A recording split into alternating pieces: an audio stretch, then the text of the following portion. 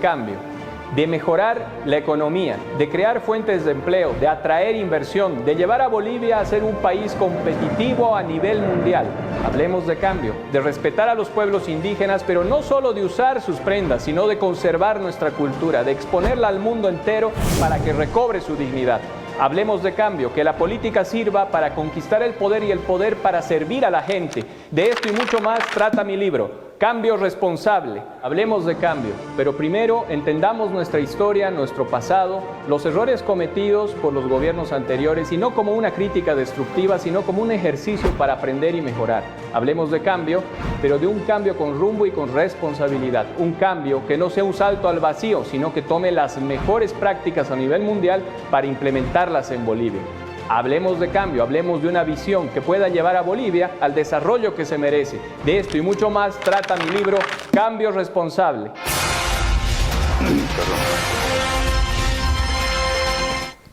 ¿Qué tal, amigos? Muy buenas noches. Bienvenidos a Convergencia. Como siempre, soy Max Torrico. Y nuestro país definitivamente está nomás en policrisis. Ya no podemos ponerle otro calificativo o tener otra lectura respecto a lo que está pasando en el país. La crisis es terrible, no hay cómo soslayar lo que ocurre en el país, así que se tiene que analizar, se tiene que escuchar el criterio, las soluciones que plantean nuestros políticos, nuestras personalidades, nuestros profesionales que tenemos en el país. Muchas veces yo había manifestado de que la política está mal, se tiene que transformar o cambiar o restaurar por lo menos la política en el país. Y se tiene que cambiar sí o sí la democracia. Pero parece que a nadie le interesó o no le preocupó, no se han interesado en estos temas. Urge definitivamente reformar la política en el país. Como estamos, vamos a permanentemente ingresar a un círculo vicioso del que nunca vamos a poder salir. Y cambiar el estilo democrático de este país. No es posible que estemos y sigamos con los viejos actores políticos, sean estos de izquierda o de derecha. Acá no interesa. El país necesita recambio urgente. Necesitamos que las nuevas generaciones tomen el mando del país, le tomen la posta a los viejos políticos y obviamente vean la forma de crear nuevas estructuras políticas o nuevos factores de poder. Si no ocurre esto, con el viejo vehículo no vamos a poder avanzar, porque está todo corroído, todo carcomido, no funciona. Por eso, reforma urgente en el tema político y cambio en el tema de la democracia. Caso contrario, vamos a seguir hablando de lo mismo. Me remito yo a las pruebas, lo que pasa al interior del MAS, lo que pasa en la oposición política.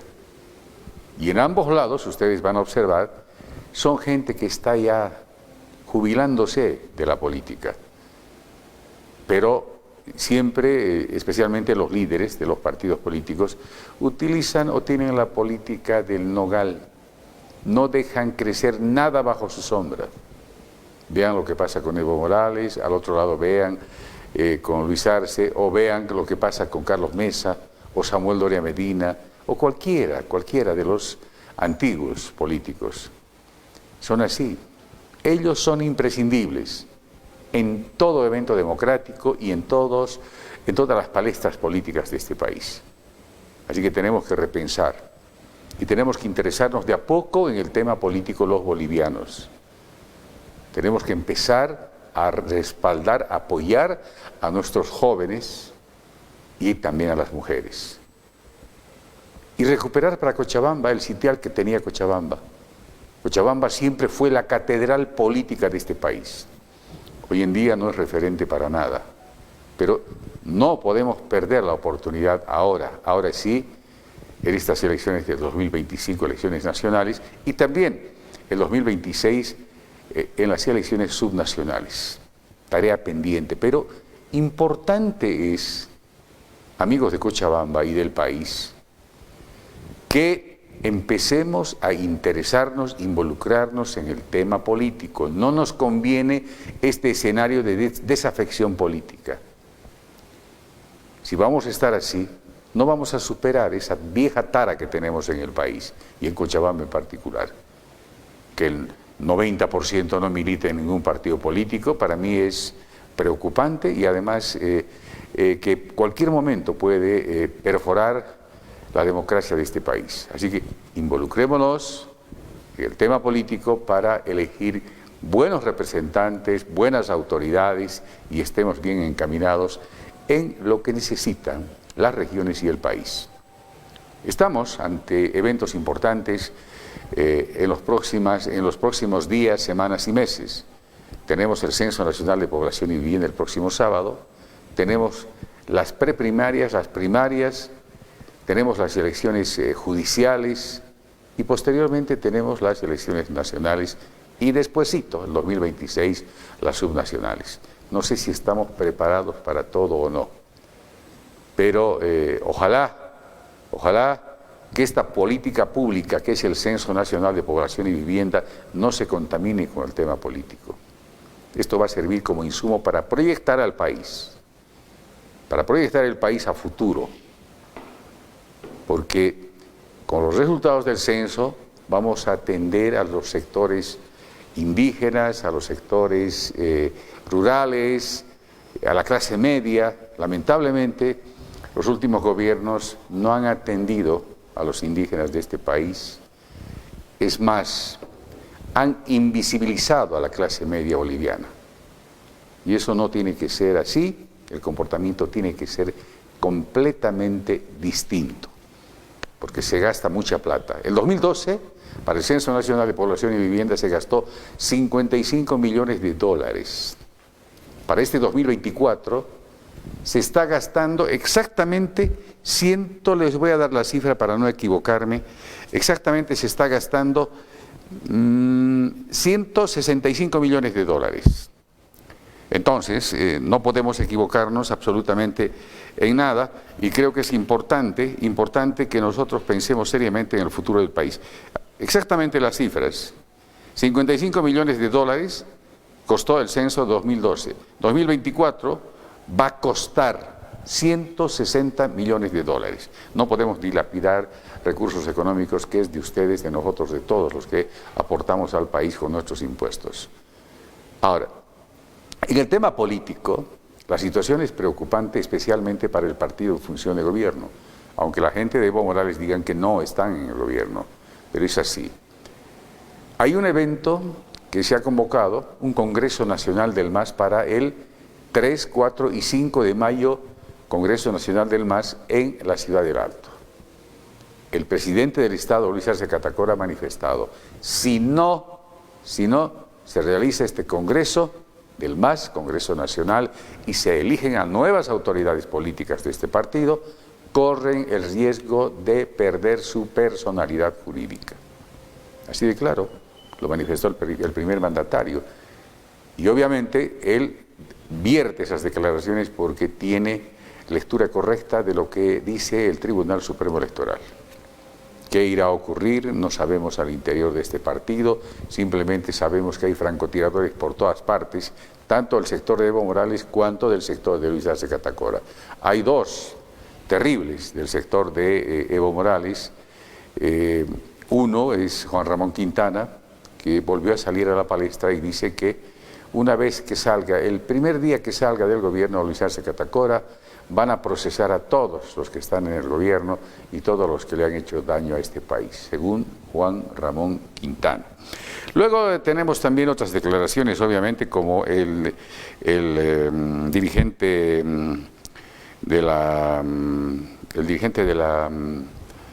del Pacto de Unidad del sector de Evo Morales Saima, quien manifestó que lo van a pagar caro el haberlo abucheado, haberlo escrachado, si ustedes quieren, a Evo Morales Saima en el Congreso Departamental de las Bartolinas en Chuquisaca, concretamente en Padilla.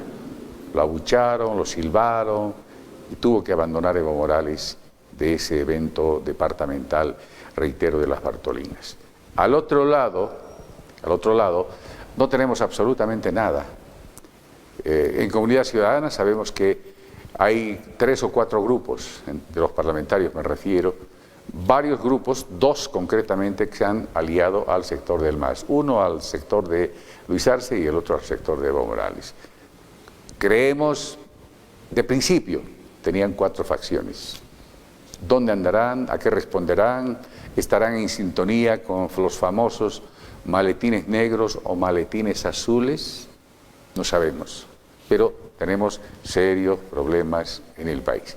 Vamos a tocar estos temas y algunos otros más con una persona especial que hemos invitado esta noche. Me refiero al doctor José Carlos Sánchez Verazaín, precandidato a la presidencia del Estado Plurinacional de Bolivia. José Carlos, buenas noches, bienvenido. Buenas noches, doctor Rico, un gusto estar aquí en su programa, un saludo a toda la audiencia. Bueno, ¿cuál es la primera impresión respecto al tema de carácter político? Parece que se está profundizando la crisis al interior del MAS. Parece que no solamente es el tema de las encuestas, sino el ejercicio mismo de la política en eventos sociales, en eventos donde están los movimientos sociales de este partido político. Primero que no le permiten ya ser aclamado, ya no lo aclaman, más al contrario lo abuchean, lo escrachan a Evo Morales cuando asiste a un evento de estas características.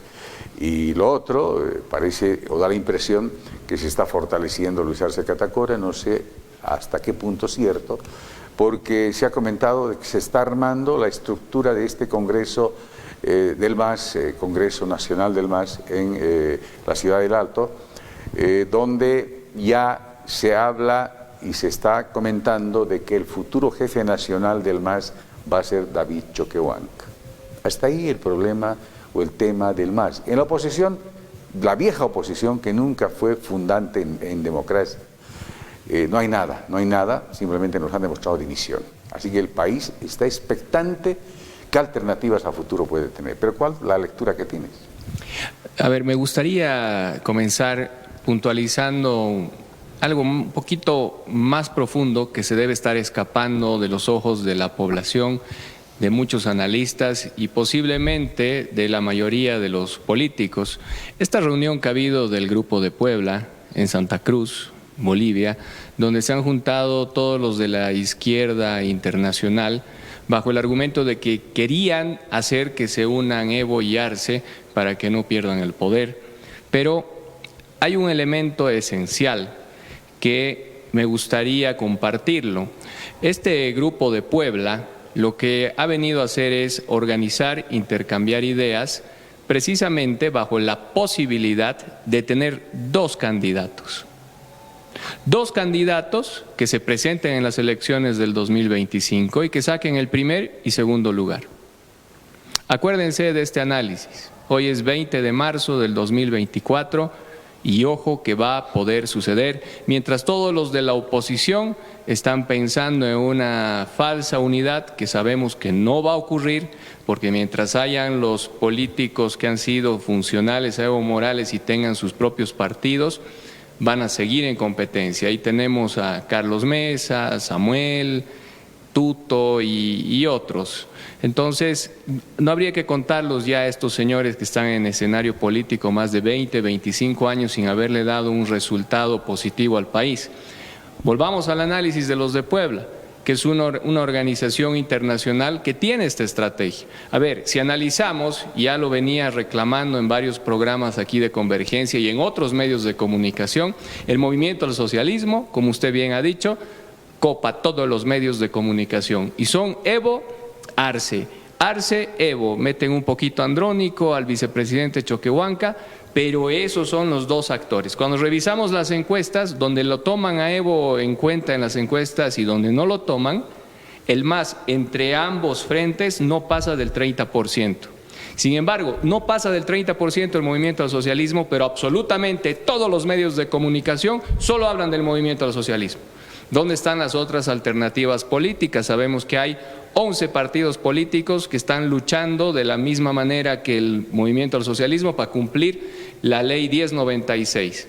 Dentro de esos 11 están Unidad Nacional, el FRI y demócratas que ya han cumplido con todas las reglas y con todos los requisitos y están plenamente habilitados para competir el 2025. Pero, ¿qué sucede? La estrategia del Grupo de Puebla, que la estoy dando aquí como primicia y como parte de un análisis personal en su programa, es ese, que vayan dos frentes de la misma línea, con dos partidos, puede ser el MAS y puede ser otro partido, y peleen entre los dos para polarizar y quitar la posibilidad de una segunda vuelta a otra línea de pensamiento distinta a la del Grupo de Puebla. ¿Qué le parece ese análisis, doctor? Me parece maquiavélico, pero analizando la realidad nacional, yo creo que esto no puede funcionar o no va a funcionar. O ya me remito a algunas pruebas o sondeos de opinión. Dos encuestas se han publicado, de Diagnosis y también de Captura Consulting. En Diagnosis, Luis Arce aparece con 34%. No sé de dónde subió, porque casi durante estos 3 años de gobierno no pasó del 14%. Y Evo Morales no salió del 9-8%. Y en Captura Consulting baja violentamente Arce a 16%. Evo Morales no saca ni el 0%. No lo toman en cuenta porque está inhabilitado. Ajá. Entonces, yo no hallo, digamos, una explicación, digamos, positiva hacia ellos, porque creo que la población no los quiere, no van a cometer el mismo error que cometieron en el 2020. En 2020 tuvieron jefes de campaña, pero terriblemente expertos para hacer retornar a los que se fueron. Me refiero a Arturo Murillo y a otros.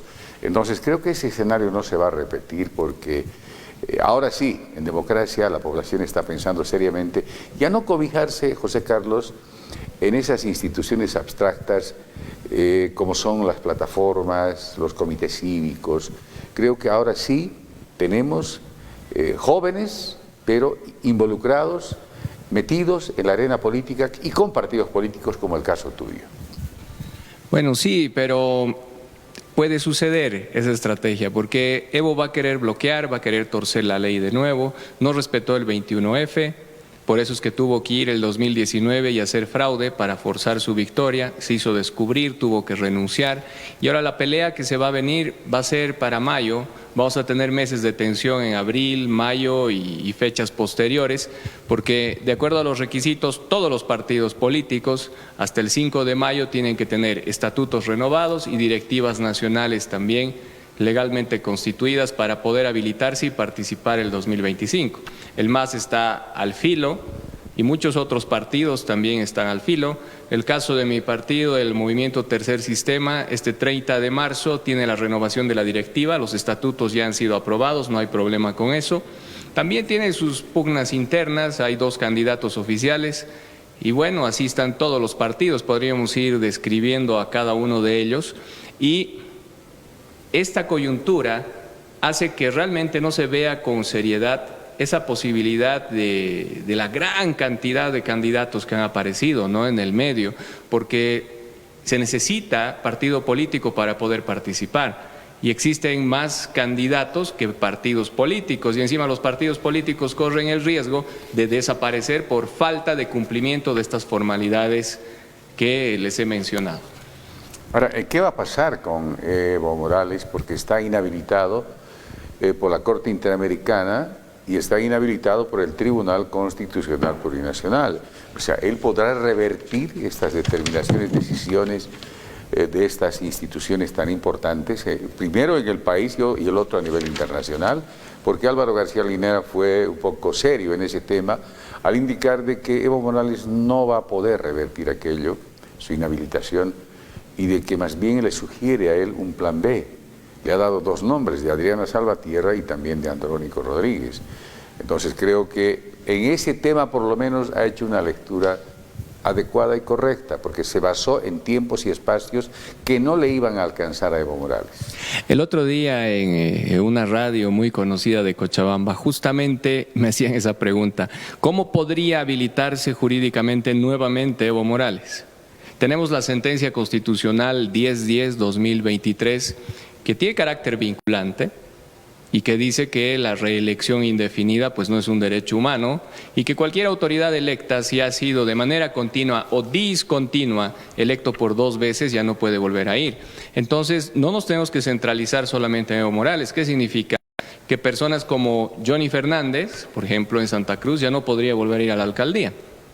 El caso de Rubén Costas no podría volver a ir a la gobernación en Santa Cruz. El caso de Manfred Reyes en Cochabamba no podría volver a postular para la alcaldía. ¿Por qué? Porque son autoridades que han sido electas 2 veces o más por el voto del pueblo, por el sufragio. Pero a esa pregunta, está muy bien el análisis de Álvaro García Linera, respetable, dice que debería pensar en un plan B, pero él está haciendo un análisis desde una visión sociológica. Ahora yo les voy a dar una respuesta jurídica que calculo, si es que han pensado un poquito la gran cantidad de abogados que tiene Evo Morales, él va a tratar de presentarse de manera forzada como candidato. ¿Por qué? ¿Cuál es el procedimiento? Todos los partidos políticos presentan candidatos. Entonces, ¿quién avala que corre o no corre el candidato? Es el Tribunal Supremo Electoral. Entonces él presenta eso, se presenta como candidato por el MAS o no sé qué partido lo podrá recibir en caso de que él pierda el control del MAS. Y el Tribunal Supremo Electoral se tiene que pronunciar, ese es el procedimiento, si está habilitado o no. Sabemos en este momento que no está habilitado por el tema de la Corte Interamericana, por la sentencia constitucional que he mencionado, pero tiene que sacar una resolución con fundamento el Tribunal Supremo Electoral inhabilitándolo, y eso tiene un recurso. A eso van a jugar los abogados de Evo Morales en caso de que logren ponerlo de candidato de manera forzada, hasta llegar, agotando las instancias, agotando el tema jerárquico en lo administrativo, hasta llegar a un amparo constitucional. Entonces ahí Evo Morales va a tener la pelea definitiva para ver si va o no va. De nuevo, hoy, 24 de marzo de 2024, nadie hizo ese análisis, se los estoy dando. Es muy posible que tomen ese camino. ¿De dónde se me ha ocurrido esto? Porque me han hecho esa pregunta. Entonces hay que hacer como del abogado del diablo, hay que ver abogado de un lado y abogado del otro lado, y mucho más teniendo en cuenta los antecedentes de Evo Morales, que forza la ley, que va en contra de un referéndum y que trata de buscar las argucias legales para salirse con su gusto. Ahora, ¿cuál es la figura de la oposición? Por ejemplo, Carlos Mesa, creemos, con Camacho, que está preso. Y vemos que ambos grupos y ambos sectores son funcionales simplemente, actúan al calor de la correlación al interior de la Asamblea Legislativa Plurinacional. Poco o nada les interesa la suerte del país, no les interesó. Es más, parece que con estos 2 partidos o bloques de parlamentarios, Comunidad Ciudadana, ¿cuánto creemos? El país simplemente ha sido estafado políticamente. Todo lo que le han prometido al país no han cumplido, y eso se llama estafa política. Entonces, ¿qué alternativa a futuro estás viendo en el país, independientemente de ustedes como jóvenes y de otras corrientes también? Pero no sé qué fenómeno ocurre. Por ejemplo, salió un candidato, fue el primero, Vicente Cuéllar, y resulta que no tenía absolutamente ni 0%, y de golpe con diagnosis llega al 30%, segundo después de Luis Arce Catacora, y otra vez se cae estrepitosamente. Entonces no tiene ninguna consistencia política, ni tampoco ninguna base de sustentación.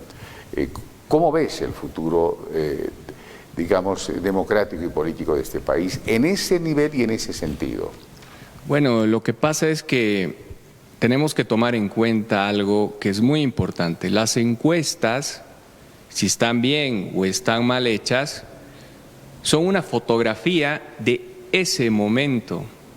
Es decir, las encuestas pueden reflejar el calor del momento, de acuerdo a ciertos acontecimientos, y la población responder de cierta manera, y esa encuesta puede tener un valor incluso de días y después varía. Entonces, es bueno tenerlas como referencia a las encuestadoras, pero no van a definir el futuro político en Bolivia ni en ninguna parte. Ahorita le dan las más serias, creo que 16% a Luis Arce, pero ¿qué va a pasar cuando de nuevo aumente la escasez de dólares? ¿O qué va a pasar cuando no haya ni gasolina ni diésel en el país porque no hay dólares para comprarlos, cuando eso afecte a la producción o cuando él tenga que dejar de subvencionar a los hidrocarburos, porque esa ya es una necesidad tremenda por la mala administración que ha tenido él cuando fue ministro de Economía y ahora como presidente, gracias al movimiento al socialismo que no ha sabido aprovechar la época de vacas gordas. Entonces, ese su 16% puede acabar en prácticamente cero, ¿no? Entonces, todos estos análisis son análisis del momento en base a esas radiografías del momento. Ahora, ¿qué va a pasar con la gente nueva que está tratando de incursionar en la política, que está tratando de llegar al poder para lograr un cambio? Por lo menos se promete eso, y de ahí a que se haga, pues va a depender de muchos factores, de la buena fe de todos los nuevos y todo ello.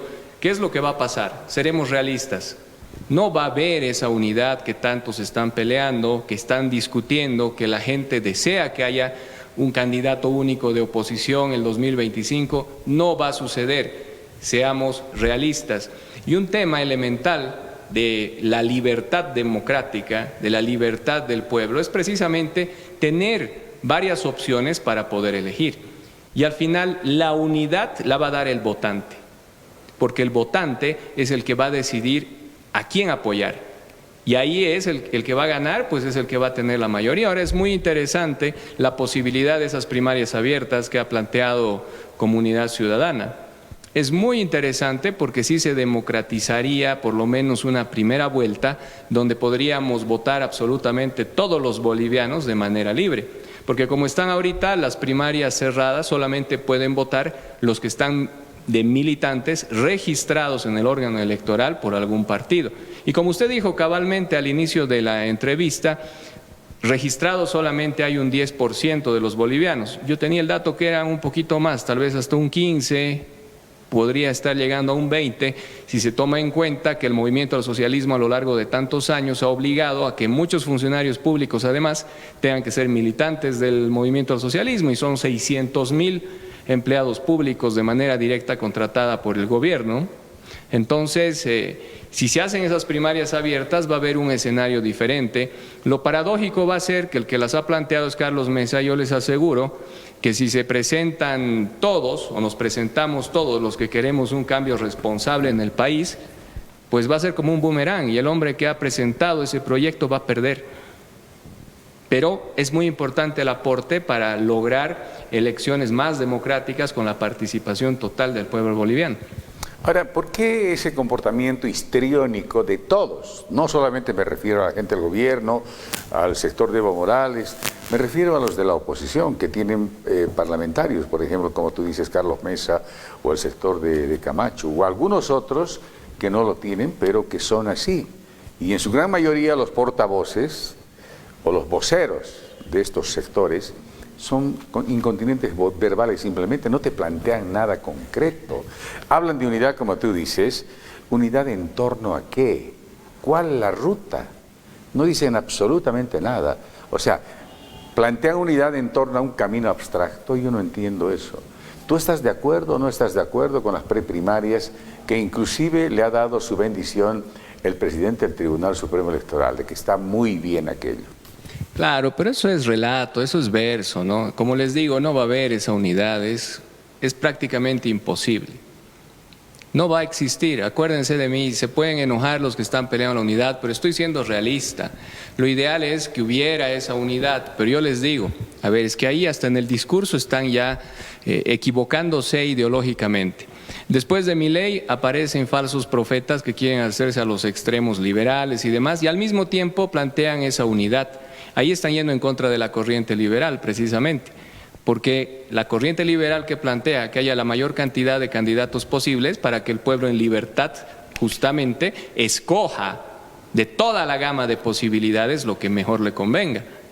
Esa es la libertad. O sea, hablan de libertad y quieren que haya un solo candidato y de manera abstracta además. No, porque los del grupo de X líder van a querer que ese sea el de la unidad y así van a acabar peleando todos y nunca va a haber esa unidad. La unidad se va a ver en las urnas, el día del sufragio. Lo que hay que hacer es caminar todo esto que falta. Ojalá se aprobaran las primarias abiertas. Yo soy del criterio que eso es un aporte a la democracia para que todos tengamos oportunidad de participar y de lanzar el planteamiento de gobierno y de convencer a la población cuál es la mejor opción. Ahora, desde el Tribunal Supremo Electoral, siguiendo con el tema político, se ha mencionado de que en abril va a haber una auditoría al padrón electoral, de que va a haber un nuevo padrón más o menos para mayo, y para esto se requieren recursos económicos. Y para que se efectivice esto se necesita voluntad política y financiamiento de parte del gobierno. ¿Tú crees que es viable, factible esto? ¿Va a ser factible? Ahí va a ser otra prueba para la Asamblea Legislativa Plurinacional, porque tiene que aprobar esos presupuestos, ¿no? Y ahorita están peleando incluso por la aprobación de los créditos. ¿Qué es lo que está haciendo Luis Arce? Está presionando para la aprobación de créditos y de esa manera seguir teniendo algo de liquidez endeudándonos. No nos olvidemos que ahorita cada persona que nace en Bolivia o que ya ha nacido o que va a nacer más o menos debe $1.100 por cabeza. Ese es el equivalente por la deuda externa que tenemos como país. Entonces nos quieren seguir endeudando para seguir aguantando y bicicleteando este tema macroeconómico porque tenemos déficits muy grandes, ¿no? Se han farreado la plata de tener más de 15.000 millones de dólares en efectivo el Estado boliviano, ahora está por los 1.600 más o menos y eso es un riesgo muy grande para la economía. Ahora, ¿cómo hacemos con el tema económico? ¿Al país le va a alcanzar la plata? Tenemos censo, reitero, va a costar 160 millones de dólares y el 2012 costó solamente 55. Luego tenemos primarias, tenemos elecciones judiciales, tenemos elecciones nacionales, tenemos elecciones subnacionales. ¿Va a alcanzar esto? Teniendo en cuenta de que la plata que tenemos en el TGN se lo gasta en gasto corriente. Tenemos un dato, por ejemplo, que es preocupante, que sale del propio gobierno. Diario, en sueldo de los empleados públicos se gasta 20 millones de dólares, diario. Entonces, ¿de dónde vamos a sacar tantos recursos económicos si el país no tiene reservas de oro, no tiene reservas internacionales netas? Somos un país riesgo, somos el tercer país más endeudado, somos el tercer país más corrupto, tenemos la triple C, prácticamente estamos en un brete en materia económica. Se hacen inviables varias de esas elecciones y varias de esas propuestas.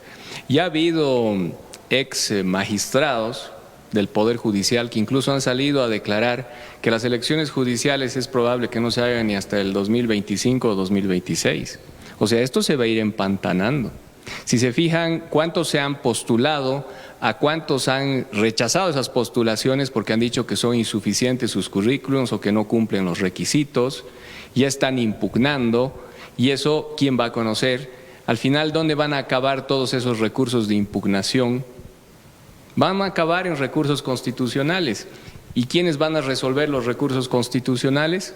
Los del actual Tribunal Constitucional autoprorrogado, que debió cesar de funciones el 31 de diciembre del año pasado. Entonces esto se va a volver un círculo vicioso y vamos a estar en conflictos. A eso hay que sumarle el conflicto que se viene porque pueda perder o no perder la personería del movimiento al socialismo, porque se haga o no se haga realmente el Congreso a convocatoria de las organizaciones sociales o si se va a respetar la anterior convocatoria de Evo Morales, y todo se va enredando.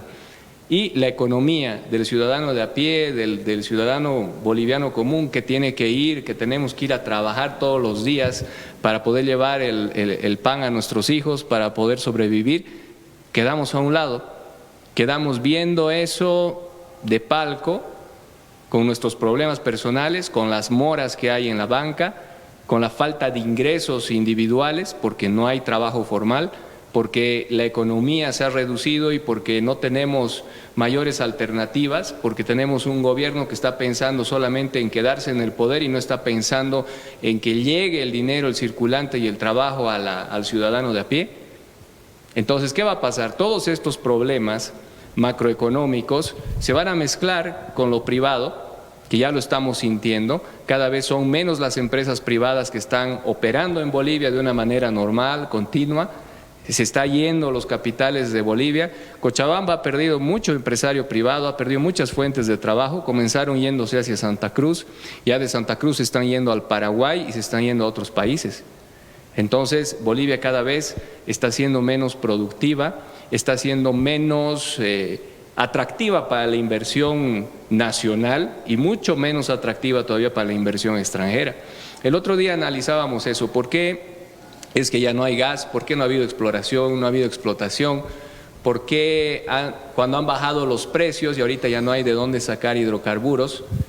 ¿Por qué? Porque no se han respetado contratos, porque se han hecho menos atractivas las condiciones en Bolivia por la falta de seguridad jurídica que ha instituido Evo Morales durante sus gobiernos. Esa inseguridad jurídica ha hecho que ya no venga inversión extranjera. ¿Quién va a querer invertir en un país que no respeta las leyes? Entonces a eso se ha sumado la corrupción y se ha sumado la institucionalización del poder político sobre el poder judicial. Entonces ahí estamos en problemas, ahí están los autoprorrogados.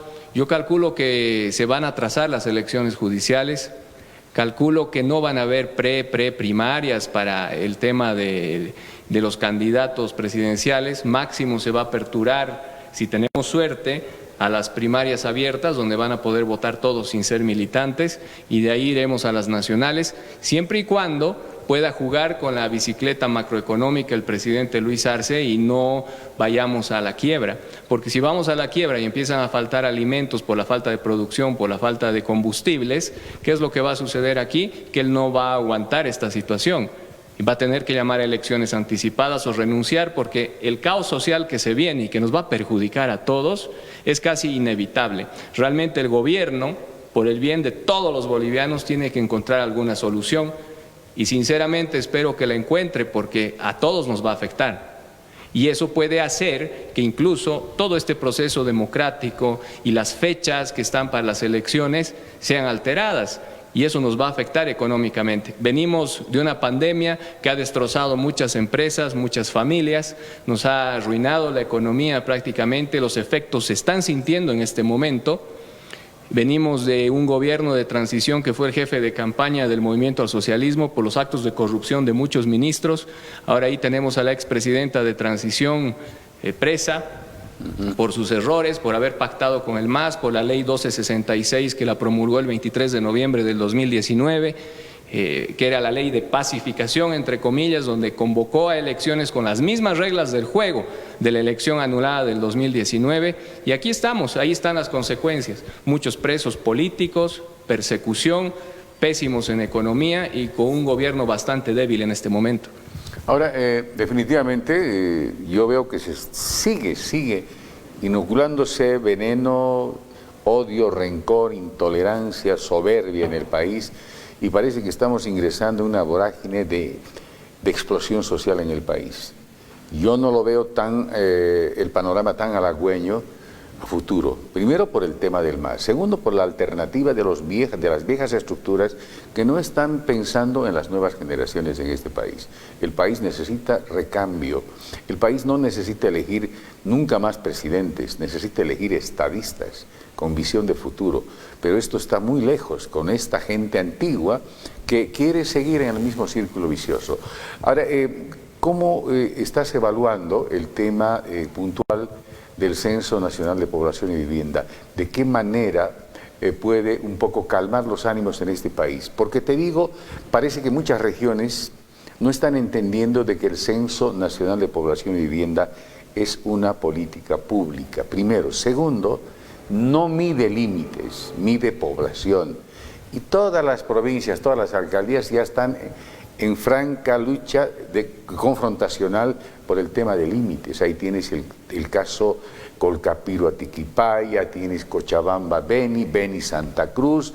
Por ejemplo, el gobernador del Beni de manera permanente anda agrediendo al departamento de Cochabamba y también a Santa Cruz. Los de Santa Cruz ya le pusieron una esclusa, ya le pararon el coche.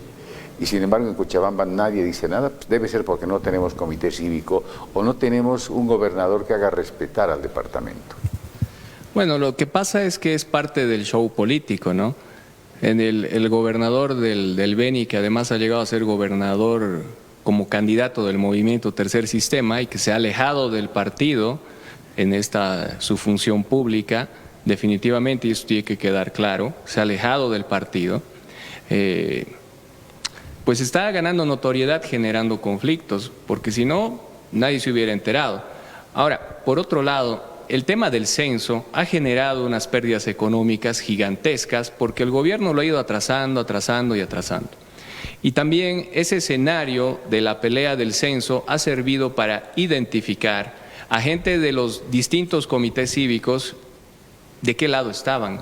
Ha servido para identificar las posiciones de varios gobernadores en Bolivia y de varios alcaldes, ¿no? Ahí hemos visto cómo se han pintado de azules personajes que nunca nos habíamos imaginado que podían apoyar de esa manera a Luis Arce Catacora, y después obviamente ya se han ido viendo los resultados, el pago de facturas, favores políticos en temas judiciales, en temas de presupuestos también, porque lastimosamente no se respetan las autonomías.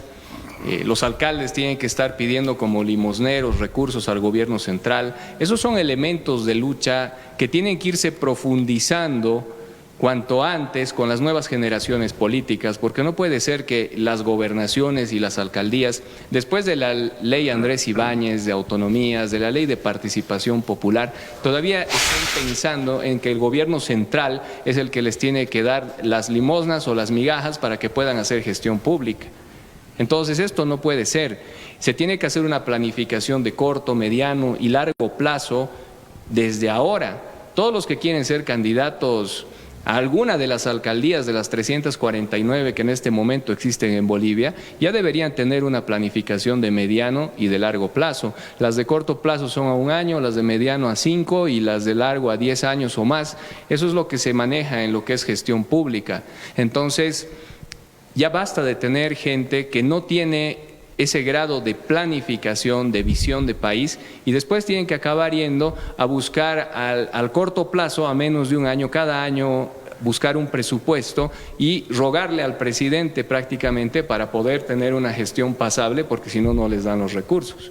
Entonces el censo sirve también para todo eso, porque el censo va a determinar cuánta población ha crecido en cada lugar, en cada municipio, en cada departamento, y en función a eso es que se tiene que hacer justamente la planificación de corto, mediano y largo plazo. Porque va a haber lugares que por el censo han disminuido de población. ¿Por qué? Tienen que decirnos por qué. Los resultados del censo sirven para eso, porque si en ciertos departamentos ha bajado la cantidad de población y ha emigrado a otro departamento de Bolivia, quiere decir que no hay las condiciones de habitabilidad, no hay las suficientes condiciones de desarrollo, y es ahí donde se tienen que hacer las políticas públicas. Se tiene que ver todas esas deficiencias para poblar las poblaciones que han perdido gente, y también ver por qué han crecido en otros lugares la cantidad de personas. La densidad demográfica es la que nos va a dar todas esas variables, y en función a eso se tiene que hacer una correcta planificación. Es muy importante lo del censo, pero más importante es cuándo se van a aplicar esos resultados, porque también del censo se va a saber cuántos diputados uninominales corresponden a cada lugar, y seguramente el Tribunal Supremo Electoral, en base a la ley 421 que le he mencionado muchas veces, y que en mi criterio y ya en el criterio que han ido repitiendo otros analistas, otros abogados y otros activistas, sostengo que en este momento hay una desigualdad del voto gracias a la ley 421, porque en ciertos sectores se escoge diputados uninominales con mucha menor cantidad de votación y de población que en otros sectores. ¿Para qué? Para beneficiar, de acuerdo a un mapeo político, al partido político de turno. Ahora, esto de la población indudablemente es de capital importancia para la repartija de escaños parlamentarios. El único departamento que ya ha previsto su futuro ha sido Santa Cruz, a través del ICE, del Instituto Cruceño de Estadística. Ellos nos dicen que actualmente tienen una población de 4.124.000. O sea, ya tienen algo por lo menos referencial. En cambio, en Cochabamba, en La Paz, Oruro y otros departamentos no tenemos aquello. Ellos ya tienen algún insumo para más o menos ver cómo pueden ellos empezar a planificar y el solicitar más escaños parlamentarios y más presupuesto, obviamente. Ahora, hay problemas que se van a producir seguramente después del censo, porque, por ejemplo, para mí no es correcto, por muy departamento que sea Pando, que tiene menor población que Quillacollo y tenga tantos diputados y senadores y Quillacollo no tenga nada. Entonces, algo no está cuadrando bien, algo se tiene que planificar, algo se tiene que reestructurar de acuerdo a la población que existe en el país en determinados territorios, obviamente. Claro, ahí es importante puntualizar para el público en general que está viendo el programa que lo de los senadores es inamovible. Por departamento. Es que los senadores representan el territorio por departamento y eso dice la Constitución. Sí, sí. Es decir que Santa Cruz, Beni, Pando, sin importar la cantidad de población, todos los 9 departamentos vamos a tener 4 senadores. Porque ahorita en total tenemos 36 senadores y eso se va a mantener. El censo no va a mover los senadores. Lo que sí se va a distribuir y en algunos lugares van a ganar diputados y en otros lugares van a perder diputados, justamente son los diputados porque representan la cantidad de población. Entonces, que quede claro, de acuerdo a la Constitución, los bolivianos en territorio estamos representados en la Cámara de Senadores por los senadores que son 36. Y la cantidad de población que está representada en la Cámara de Diputados por 130 diputados. Eso es lo oficial. Entonces, en senadores la proporción siempre se va a mantener y en diputados va a variar un poco. Pero más allá de que va a variar un poco de acuerdo a la cantidad de población, lo preocupante y que va a ser otra lucha es la distribución de las circunscripciones uninominales. Porque si el Tribunal Supremo Electoral va a hacer un mapeo estadístico para favorecer a algún partido político, es ahí donde tenemos que estar atentos, porque no puede ser que un mismo departamento como es en Chuquisaca, por ejemplo, y podríamos ir analizando y es largo de ver todos estos datos, se escoge un diputado con votación de 3-1 de diferencia entre una zona y otra. Entonces la representación no está bien y en eso es en lo que se debe fijar ahora el Tribunal Supremo Electoral y va a tener la oportunidad de corregir. Ahora, lo más terrible del censo sería que tengamos